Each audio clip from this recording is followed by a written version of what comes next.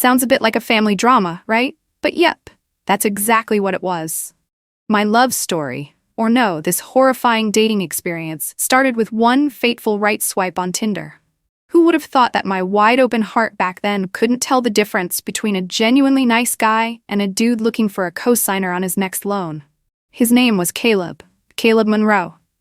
His profile looked like it walked straight out of Pinterest. White linen shirt, a smile like, "I understand you better than any algorithm," and his bio had just one line: looking for long-term stability. I should have been cautious from that line. But nope. At the time, I just thought, well, yeah, who doesn't want stability? Spoiler alert, Caleb's definition of stability and mine were 400 credit score points apart. We matched on a Thursday night. I had just wrapped up a long day of analyzing client credit reports, my brain fried from a complicated fraud case, so I was swiping just to blow off steam. Then he messaged first. Polite, educated vibe, used proper punctuation, and didn't send a single muscle pic, which, honestly, 80% of guys on that app seem to think is the modern-day love letter. Caleb suggested we meet up that same week. I hesitated a little, but then thought, well, maybe it's time to start dating again. This city's small, and decent men are even smaller. And me? My relationship history looks like a collection of emotional charge-offs. Honestly, my online dating journey deserves its own short film. The swipes that shattered my faith and cost me 2 expensive lipsticks. Our first date was at a bar with dim yellow lighting, kind of like Caleb's smile, soft, hazy, just enough to lower my guard. He walked in, tall, put together, sleeves rolled to the elbow, minimalist watch that screamed, "I have money, but I'm subtle about it." "Haley?" His voice was deep, slightly raspy, the kind that makes you forget the carb count from lunch. I nodded, smiled, and then he tilted his head to greet me. Just a slight lean, like those broody actors in French indie films. In that moment, I thought, okay, universe, I see you working. We sat down. The date began. Caleb spoke intelligently, asked the right questions, listened just enough. He said he studied tech business, once had a small startup about personal finance apps. Mild red flag. But I let it slide. Then he asked, "What do you do?" I smiled and said, "Credit risk analysis. I basically spend all day digging through people's financial lives." Caleb squinted and grinned, like I'd just given the correct answer to some secret game. "Interesting, so you know what's worth investing in and what's not?" Sir? Why does that sound suspiciously like a pitch is coming? Dinner was going pretty well, up until the check arrived. The server dropped the bill, Caleb reached into his pocket, then suddenly froze. "Oh no, I think I left my wallet in the car. Can I Venmo you later?" I clicked my tongue in my head, but on the outside I just smiled politely. "No worries, happens. I've handled multi-million-dollar losses for clients. One forgotten wallet, piece of cake. I paid. At the time I felt classy. Now I feel stupid." On the walk back we strolled a bit. He asked a few more questions about my job, more specific than usual. "So do you use any good credit cards? Like, with cashback? Rewards points?" I laughed. "Wait, are you dating me or trying to optimize my portfolio?" Caleb chuckled. "I'm just being curious. Plus, I think financial transparency is the foundation of any healthy relationship." I nodded. At the time, it sounded reasonable. Now, I want to crawl into my credit report and scream. And then, right as I was about to unlock my front door, Caleb turned to me, gave me that "I'm about to say something really honest" look, and asked, "Do you know what your credit score is?" I froze. Not the so sweet I'm shocked kind of freeze, but the wait, is this how finance bros flirt kind? I laughed, thinking he was joking. I think it's still high enough to pass the state." Caleb laughed. I laughed, and my heart, wide open, completely unguarded. Though honestly, maybe it should have had 2-factor authentication. I walked inside, kicked off my shoes, collapsed onto the couch, and asked myself, is getting asked about your credit score on a first date normal? Or is this the prelude to a toxic relationship?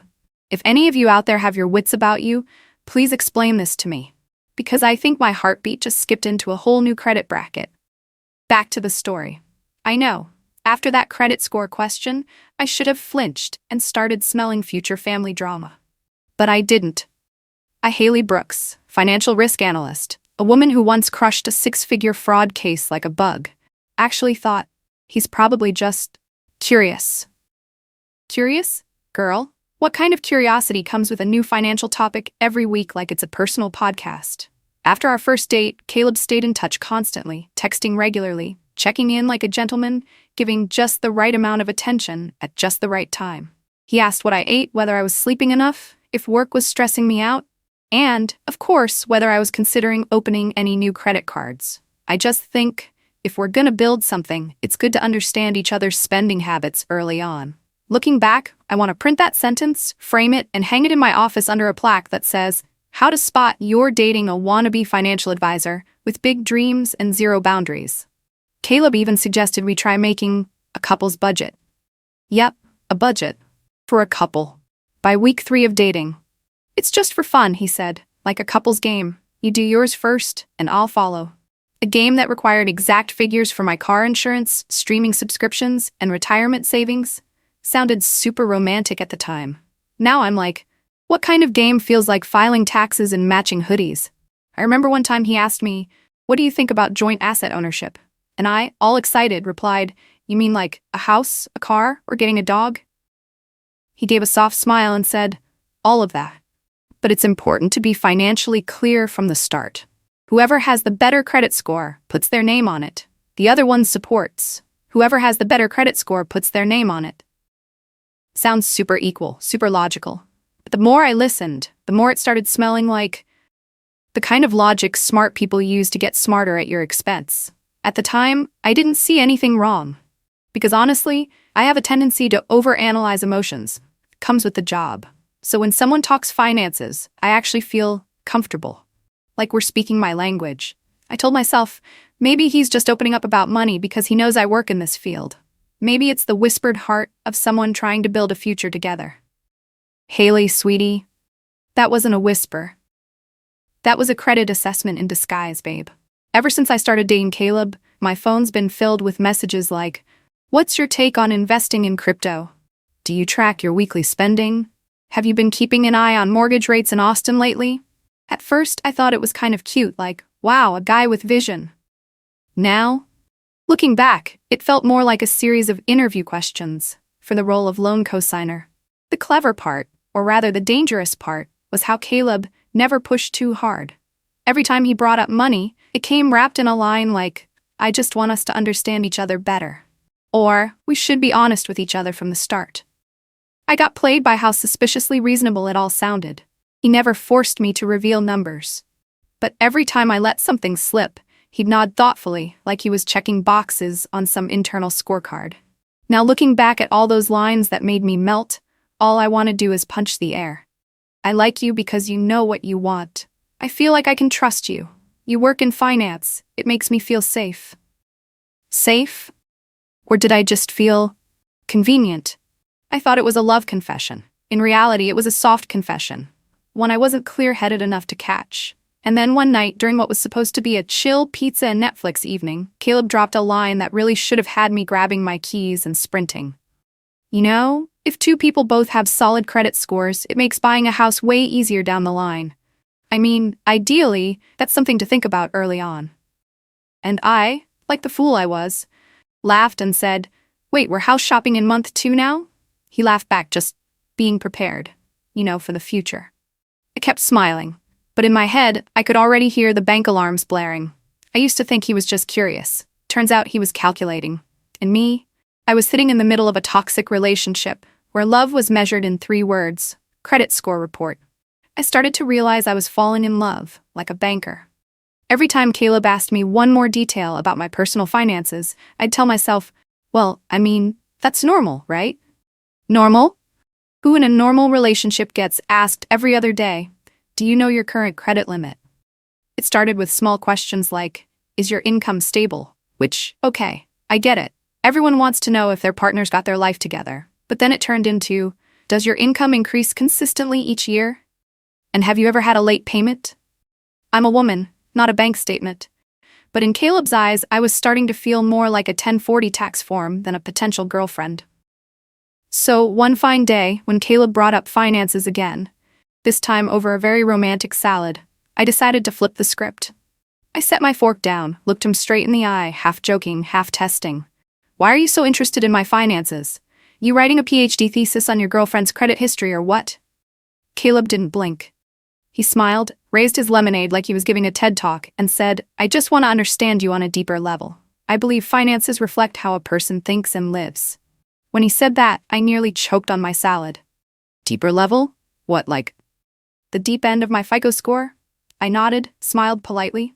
But inside, a giant question mark started flashing across my brain. That night, I decided to switch gears. No more just nodding along and brushing things off. I needed to know who I was really dealing with. So on our next date, while Caleb was going on and on about a financially secure future, I took a risk. Actually, my credit score tanked really bad once. Back in college, I went into debt from mismanaging credit cards. Took me years to recover. Caleb was holding a glass of wine. At the word debt, his hand paused. 3 seconds of silence. I counted in my head, 1, 2, 3. And then, right on cue, at second 4, he changed the subject, to the weather. Like zero segue, no warning, no reaction. I just sat there, pretending not to notice. But inside, I was drawing a giant red underline. This man is not here for love.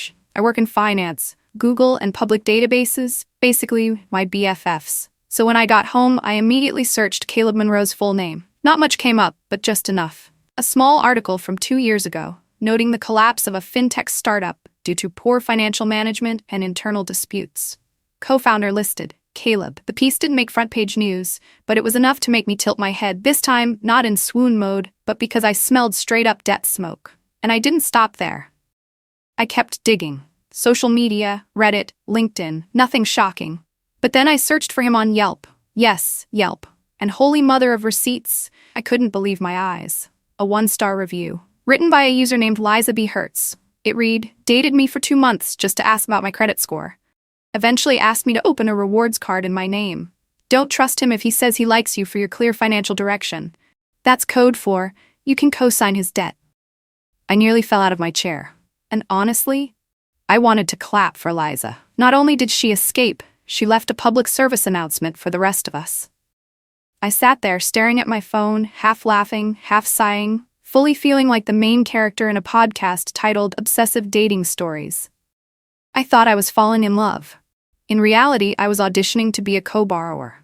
All those times Caleb said things like, I feel like I can build something with you, where you make me feel secure, now echoed in my head with the faint sound of a bank teller typing. Spoiler alert, I wasn't Caleb's girlfriend. I was his loan strategy. And girl, I was about to co-sign. My own downfall. I didn't sleep that night. Not because I was heartbroken or anything, but because it felt like I had just finished reading a fake marriage contract with terms and conditions that basically said, non-refundable financial support, no complaints, no emotional return required. I laid in bed, opened my laptop, and titled a new file with the chillest name ever, Plan Caleb. Then I started doing what people in my field call a reverse risk assessment. I'm a credit analyst. You know what I do best? Make things look solid, until you tap once and the whole thing collapses, just like a credit score after forgetting to pay off that one Macy's card. And I had a plan. Trap Caleb, using the exact same methods he'd been using to assess me. I crafted a fake credit report. Well, not completely fake. Let's call it creative editing. My name and birth date? Totally accurate. But spending history, credit limit, score, all of it remixed like an old song with a new beat. I made my score higher, steadier, more attractive than any girl Caleb had probably ever laid financial eyes on. I even threw in juicy little nuggets like, never missed a payment, and paid off all student loans before turning 30. The kind of combo that would make any credit chaser drop to one knee and propose a joint application. Then I emailed it to Caleb with a short, sweet message. Since you said you wanted to understand each other on a deeper level, I figured I'd go first. Don't freak out, I've never shared this report with anyone else. 3 minutes later, Caleb replied, wow, you're serious about this. That's something I really admire in you. Translation, from Caleb speak to real-world language, this one's useful. I smiled. Then moved on to step 2 of the plan. Lead the wolf straight into a fraud detection seminar. I texted Caleb, inviting him to a financial startup community networking event, hosted by an organization I had a few connections with. In reality, it was a full-on panel titled, How to Spot Financial Scam Tactics in Modern Startup Models. Yeah, just the name alone had me giggling. Caleb responded instantly, that sounds great. I've been looking to make more connections. Of course he was. Connecting is literally his brand. That night, I wore a simple black dress. Nothing flashy, just enough to not disappear in the crowd. Loose waves in my hair, nude lips, and a brand new pair of heels, my reward for not accidentally signing myself into lifelong financial servitude. Caleb showed up right on time, all smiles, wearing a slightly wrinkled navy blazer that screamed busy founder energy, trying to hold it together. The event began.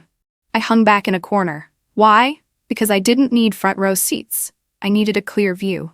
The keynote speaker stepped on stage, a sharp, fast-talking woman in her 40s, sleek glasses, confident delivery. I knew her. She once rejected a loan application from Caleb's old company. Reason? Lack of financial transparency and signs of report manipulation. The moment she appeared, Caleb froze. Not shocked, more like a full-on panic-level déjà vu. His face went pale. He picked up a glass of water and didn't drink it. She opened with the most beautiful line I've ever heard. In the past 5 years, I've seen many startups use personal relationships to manipulate cash flow, and I'm here to show you exactly how they do it. I glanced at Caleb. His eyes darted toward the exit, like he was trying to teleport himself out of there. The talk lasted 20 minutes. And me? I just stood in the back. Didn't have to lift a finger. Caleb sat there like a misbehaving student getting called out by name during biology class, trying to look composed, failing miserably. Then came the video. A reenactment of someone using dating to gain trust, then exploiting their partner's credit. And I swear, if there'd been a mirror in that room, Caleb would have avoided it like it was on fire. After the event, I walked toward him. Didn't say a word, didn't stare. Just passed by, calmly, with that look that says, I saw everything, and I don't need to say a thing. Caleb turned away first. No goodbye. No follow-up text that night, no message ever again. I walked out of the auditorium, the click of my new heels on the floor sounding like a goodbye that didn't need repeating. I didn't say anything, because this time, silence wasn't surrender. It was a declaration. This is done. A week after that accidental seminar, I woke up on a Sunday morning, drank a glass of orange juice, because good skin matters. Looked out the window, and smiled. Not the healing from pain smile. Not the I've found peace smile. It was the kind of smile you give when you're wide awake, like you drank espresso, but with zero caffeine. Bold, clear, no bitterness. I opened my phone and scrolled to the last message thread between me and Caleb. The one where I sent him that fake credit score report, and he replied, "You're serious about this. That's something I really admire in you." I stared at it, looked up at the ceiling, and muttered to myself, "You admired the manually edited Excel sheet, huh?" Honestly, this whole saga deserves a place in every future girls' night recap. Like lead with, "Has anyone here almost become an accidental co-borrower? No? Cool, let me go first." I started mentally replaying some of my most clueless moments, like when I thought the couple's budget spreadsheet Caleb made me fill out was just a relationship game. Or that time I confessed I went into student loan debt, and he went silent for exactly 3 seconds before changing the subject like he was skipping a Spotify ad. Those things? Back then, I thought they were cute. Now, they're straight-up comedy, with a plot twist and a financial subplot. Honestly, the funniest part? I'm not even mad at Caleb. Not one bit. I just feel like I went through an emotional audit, and thankfully came out without losing a single point. Someone asked me, so what happened to him? Did he face any consequences after getting exposed like that? I shrugged. He didn't have to suffer or anything. But I doubt he's going to be asking anyone about their credit score again anytime soon. And that's enough. Some people don't need to be dragged or screamed at in public. Just being seen for what they really are is unsettling enough. As for me, I feel lucky I pulled out in time, because if I hadn't, I might have ended up signing the wrong contract for my life, with fine print at the bottom that read, non-refundable, no complaints, awareness not included. Looking back, loving Caleb was like investing in a startup with no product, no team, no roadmap, just one very convincing pitch deck. And you know what? Part of me was genuinely drawn to that seems like he has potential energy. Sometimes, the most dangerous people aren't the obviously terrible ones. They're the ones who make you believe they're just about to become good. So what's the lesson? Next time, before letting someone into my life, I'm not going to ask, "Do you love me?" I'm going to ask, "Are you currently in need of a cosigner for a car loan?" And if I've ever wondered, why do I attract people like that? Well, now I know. Because I look too good on paper.